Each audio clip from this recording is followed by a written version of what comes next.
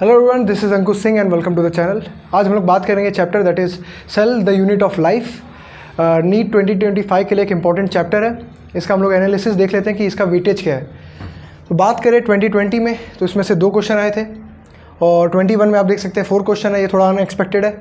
And talking about 2022 फिर से 2 question है। 23 में भी 2 क्वेश्चन है, 24 में भी 2 क्वेश्चन है एंड 25 में भी वी आर एज्यूमिंग कि 2 आ सकता है या मैक्स टू मैक्स 3 आ सकता है, बट उससे ज़्यादा क्वेश्चन नहीं आएगा।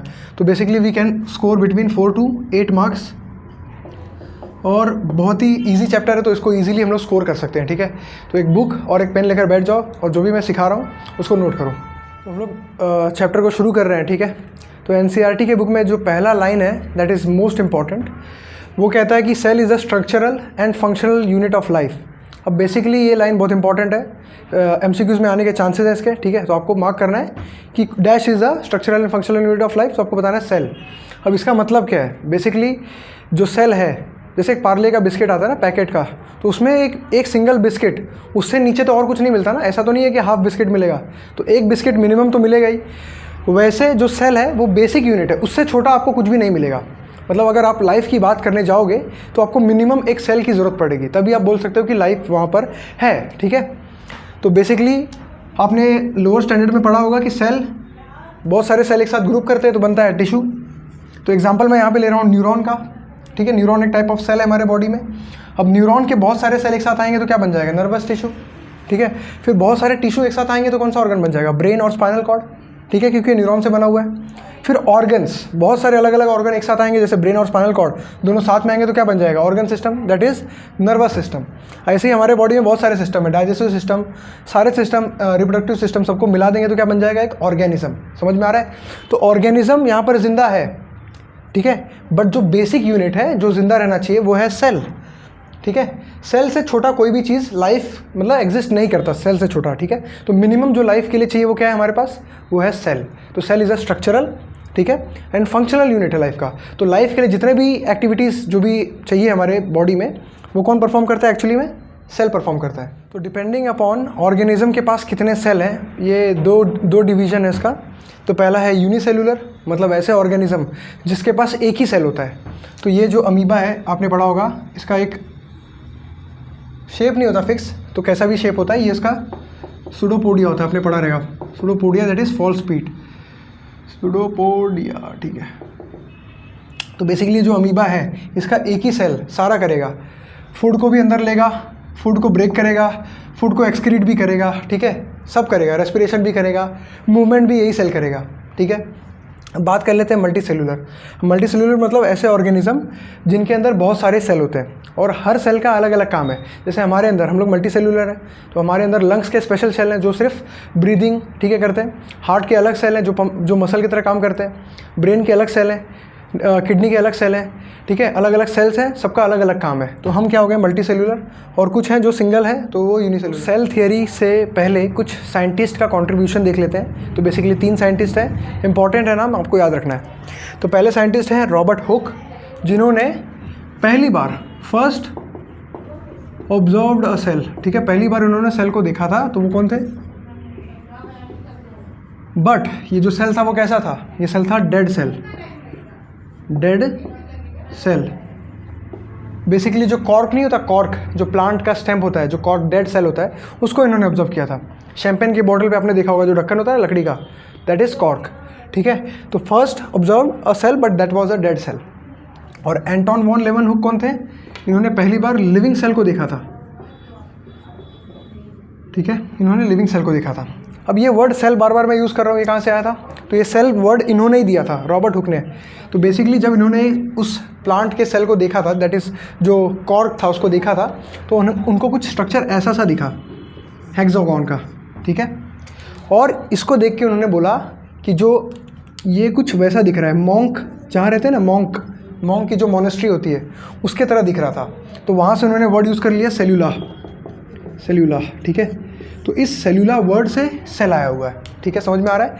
तो सेल वर्ड कहाँ से आ रहा है? जो मॉन्क लोग रहते हैं ना, जो पूजा पाठ करते हैं मॉन्क लोग, उनके घर से मिलता जुलता स्ट्रक्चर दिखा उनको, इसलिए उन्होंने वर्ड दे दिया सेल।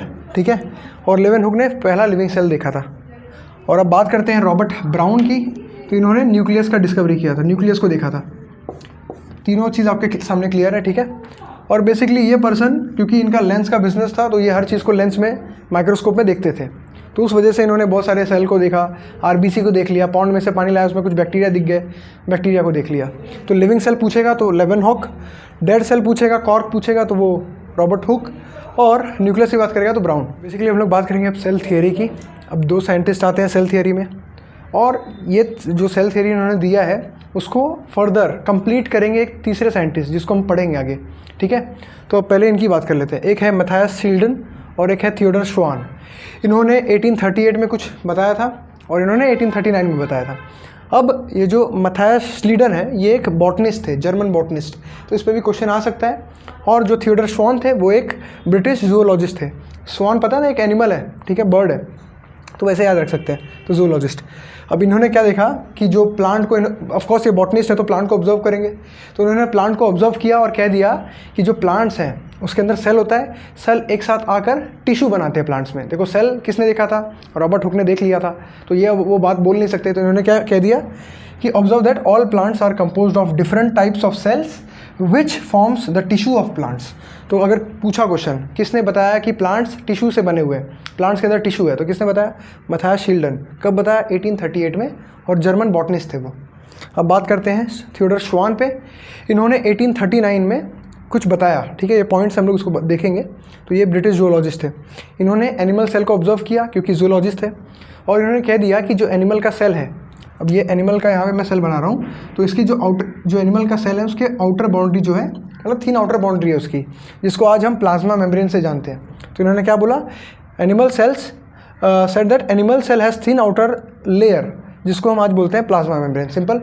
फिर उन्होंने दूसरा पॉइंट क्या बोला, अब बेसिकली इन्होंने 1838 में कुछ बता दिया था प्लांट्स के ऊपर, तो ये 1839 में आए थे, तो इन्होंने इनके यहाँ से भी कुछ स्टडी को ऑब्जर्व किया होगा।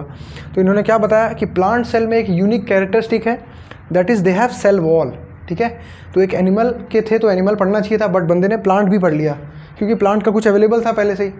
तो इन्होंने क्या कह दिया कि प्लांट में एक स्पेशल कैरेक्टरिस्टिक है, एनिमल से डिफ्रेंशिएट करता है, दैट इज़ सेल वॉल का प्रेजेंस। अब इन्होंने एक और चीज़ ऐड कर दिया कि प्लांट और एनिमल जो बना है वो सेल और सेल के प्रोडक्ट से बने हैं। तो बेसिकली इनडायरेक्टली वो बोलना चाह रहे हैं टिश्यू से। तो देखो धीरे धीरे ये एनिमल का पढ़ रहे थे, बट धीरे धीरे वो एनिमल प्लांट वाले पार्ट में भी घुस रहे हैं। तो plants and animal are composed of cell and its product, ठीक है। तो बेसिकली ये 2 साइंटिस्ट के बारे में था। सेल थियरी की तो शील्डन और श्वान को आपने पढ़ लिया पिछले स्लाइड में, ठीक है। तो इन्होंने साथ में दिया सेल थियरी।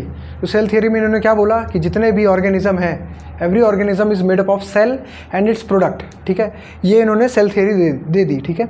बट इनकी थियरी का एक ड्रॉबैक था कि ये एक्सप्लेन नहीं कर पा रहा था कि ये सेल आता कहाँ से। अब सेल थियरी में इन्होंने बता तो दिया कि सब लोग सेल से बने हुए हैं, बट वो सेल आता कहाँ से वो ये नहीं बता पाए। तो वहाँ पर एक साइंटिस्ट आए जिनका नाम है रुडोल्फ वर्चाओ। 1855 डेट दिया हुआ एनसीईआरटी में, तो इंपॉर्टेंट है, पूछता है, क्वेश्चन पूछा गया है काफ़ी। तो इन्होंने बताया कि सेल जो है, जो सेल है वो पिछले सेल के डिवाइड होने से आता है। बेसिकली मैंने यहाँ पे लिखा है कि explain that cell divide and new cell are form from pre existing cell. तो उन्होंने एक वर्ड यूज़ किया लैटिन में, दैट इज़ ओमनिस सेलुला ई सेलुला। तो कई बार पूछ लेता है कि ओमनिस सेलुला ई सेलुला ये वर्ड किसने दिया था, तो वो आएगा रुडोल्फ वर्चाओ। या फिर इसका मतलब क्या होता है, तो new cell arise from pre existing cell, इसका मतलब होता है ओमनी सेलुला ई सेलुला। और फिर इन्होंने जो सेल थियरी थी उसको पूरी तरह से कंप्लीट किया। पहला क्या था पॉइंट सेल थियरी का, all organisms are made up of cell and its product, ठीक है। इन्होंने उसमें ऐड कर दिया कि new cell arise from pre existing cell. Virchow के मॉडिफिकेशन के बाद सेल थियरी कुछ ऐसी दिखती है, all living organisms are composed of cell and its product, Matthias Schleiden और श्वान ने बोला था। बट जो दूसरा पॉइंट ऐड हुआ वो है all cell arise from pre existing cell, ओमनी सेलुला ई सेलुला, ठीक है। ठीक है, तो हम लोग बात कर लेते हैं अब सेल की ओवरव्यू की, मतलब सेल के अंदर क्या क्या देखने को मिल सकता है, क्या क्या स्ट्रक्चर उसके अंदर प्रेजेंट रहते हैं। तो देखो जैसे कि हमारे बॉडी का ऑर्गन्स होता है ना, बॉडी के जो पार्ट्स होते हैं वो ऑर्गन्स होते हैं, ठीक है। जैसे नोज़ हो गया, लंग्स हो गया, हार्ट हो गया, ये सब ऑर्गन्स है बॉडी के। वैसे ही सेल के जो पार्ट्स होते हैं उसको हम लोग ऑर्गेनेलीज बोलते हैं। क्या बोलते हैं? ऑर्गेनेलीज, ठीक है। तो अब हम लोग बात कर लेते हैं सेल की। तो सेल को बेसिकली 2 टाइप में डिवाइड किया हुआ है, एक है प्रोकैरियोटिक, एक है यूकैरियोटिक, बेस्ड अपॉन उसके पास न्यूक्लियस है कि नहीं।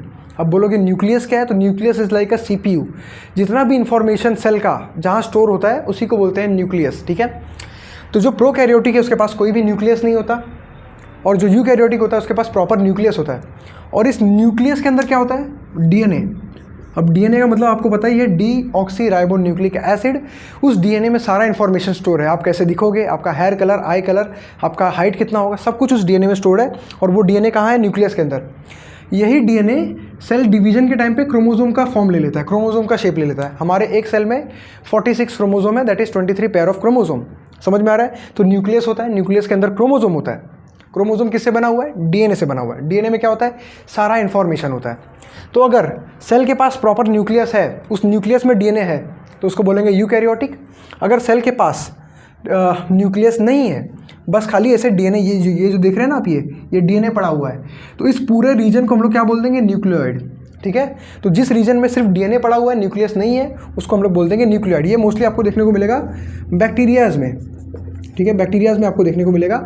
बैक्टीरिया क्या होता है, प्रोकैरियोटिक होते हैं, और हम जो हो गए, प्लांट हो गए, सब क्या है, यूकैरियोटिक। क्लियर। न्यूक्लियस के बेसिस पे दो पार्ट में डिवाइड कर दिया, प्रोकैरियोटिक, यूकैरियोटिक। डन। न्यूक्लियोइड मतलब क्या है, डीएनए जिस रीजन में पड़ा हुआ है उसी को न्यूक्लियोइड बोलते हैं। अब बात कर लेते हैं आगे कुछ ऑर्गेनल्स की। ठीक है।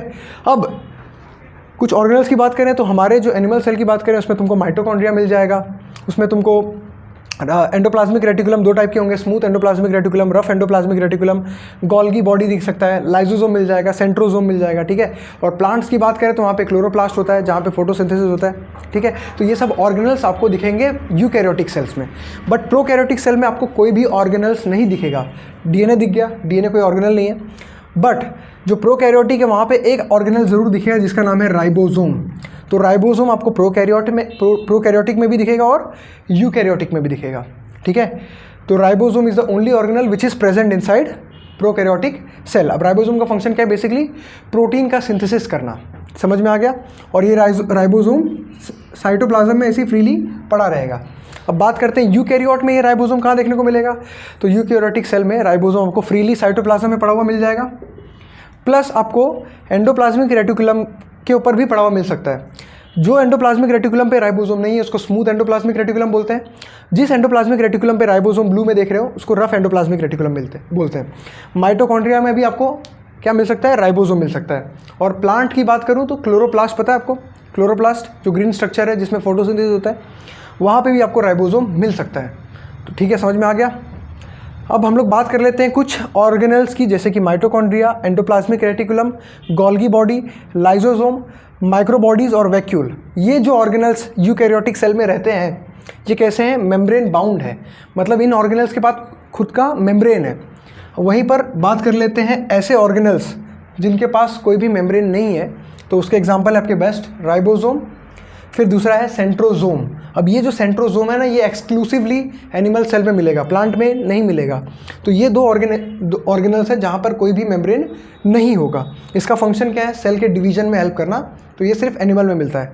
ठीक है। और बेसिकली आपके सामने ये सब है। ठीक है। अब हम लोग बात करेंगे प्रोकैरियोटिक सेल के बारे में।